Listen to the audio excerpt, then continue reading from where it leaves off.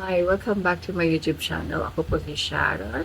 Mga nanonood na po sa aking vlog, maraming salamat po sa mga patuloy na nagagawi at hindi pa nagsusubscribe. Please subscribe to my channel. Ito, may tanong, no? Kapapanganak mo pa lang, tapos nag-sex na kayo ni Mr. or ng partner mo. Tapos, bigla kang napaisip na, pwede ba akong mabuntis ulit kahit kapapanganak ko pa lang?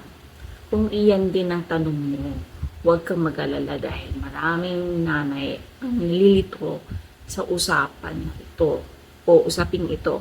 Sa video na ito, pag-uusapan natin kung posible nga bang mabuntis ulit pagkatapos manganak.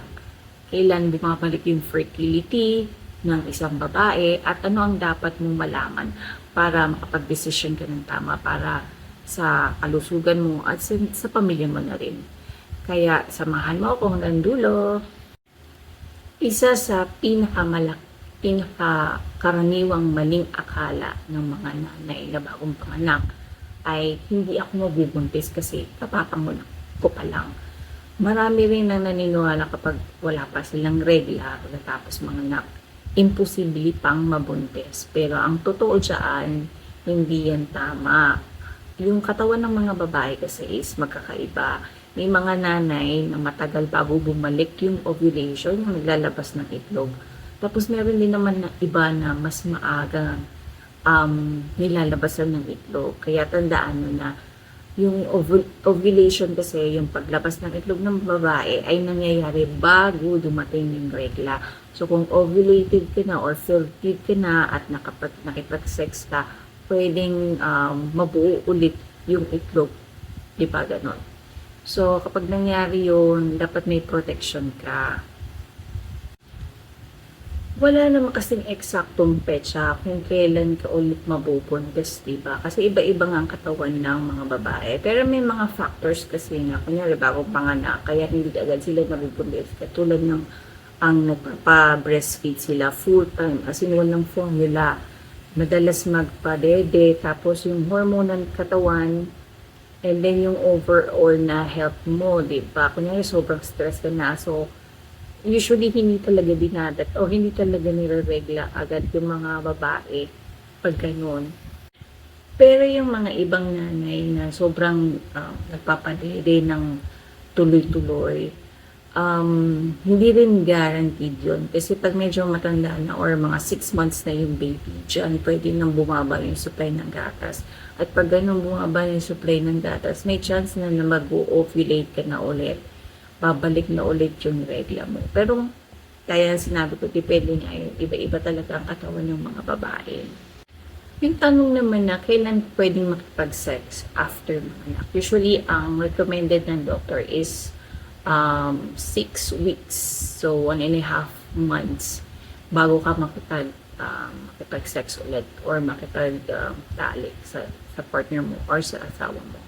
Kasi pag medyo maaga, meron pwedeng mangyari dyan. Number 1 is, kunyari, ma-infect yung sugat mo, nananakit pa yung sugat mo, yung pagdudugo pa, karoon ng pagdudugo o kaya komplikasyon. So, mas maganda is pigil muna, no? Huwag muna kayo makipag-sex after mga anak. Baka dun pa kayo madali. And then ngayon naman, kung talagang gusto nyo makipag-sex or what habang kapapanganak nyo pa lang, mas maganda is gumamit na kayo ng mga contraceptives katulad ng condom, IUD, implant, injectables, at yung pills. Yung pills ay meron lang yan dapat talaga sa mga nagpapatede. Kasi may pills na nagpapatigil ng supply ng gatas. So, dapat talaga is magpa-consult sa OB. So, balikan natin ang tanong. So, bagong panganak pa at nag-sex kayo, mabubuntis ka ba agad ulit?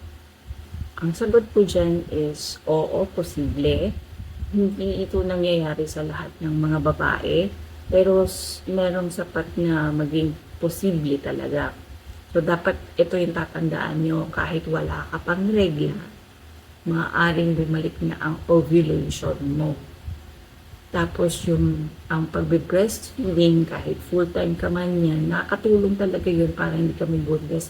Pero hindi siya guarantee na hindi ka mabubuntis ulit. So, wala talagang nakakaalam. Depende yan sa katawan nyo.